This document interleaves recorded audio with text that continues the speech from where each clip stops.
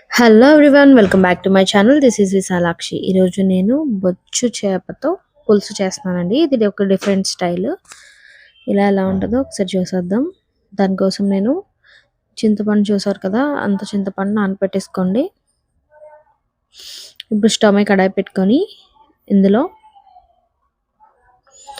4 గరిటెలు 5 గరిటెలు ఆయిల్ వేసుకున్నానండి. అండ్ కొంచెం మెంతులు, కొన్ని ఆవాలు,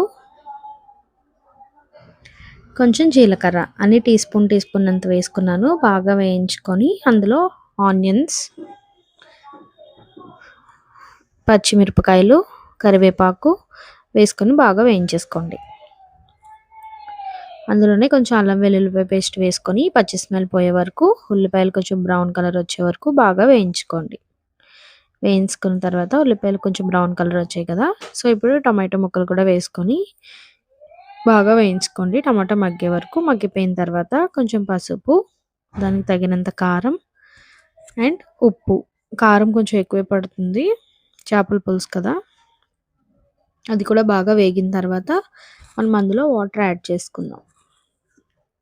అంటే లైట్గా గ్రేవీలో వాటర్ వేసానండి, అడుగు అంటుకుపోతుంది కదా, అందుకే వేసి కొంచెం మగ్గిన తర్వాత అందులో చేప ముక్కలు వేసుకుంటున్నాను. చూస్తున్నారు కదా, ఈ టైంలో మనం తిప్పుకుంటే మసాలా దానికి పడుతుంది.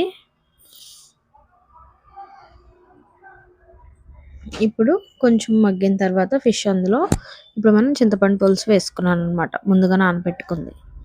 చాలా టేస్టీగా ఉందండి. ఇలా కూడా చాలా బాగుంది, ఎక్కువ మసాలాలు వేసుకోకుండా చాలా బాగుందన్నమాట చేపల పులుసు. మీరు కూడా ట్రై చేసేయండి. లాస్ట్లో కొంచెం మెంతులు, జీలకర్ర, చెక్క, లవంగాలు ఈ పౌడర్ వేసుకున్నాను ఫ్లేవర్ కోసం. ఫైనల్గా కొత్తిమీర వేసుకొని దించేసుకోవడమే. చేపల పులుసు బాగా మరిగితే ఆ ఫ్లేవర్ బాగుంటుంది. అయిపోయిందండి, మన చేపల పులుసు రెడీ అయిపోయింది. మీకు కూడా ఇలా నచ్చితే ఈ రెసిపీ ఒకసారి చేసుకోండి, చాలా బాగుంది. ముక్కకు కూడా ఆ పులుపు బాగా పట్టిందనమాట.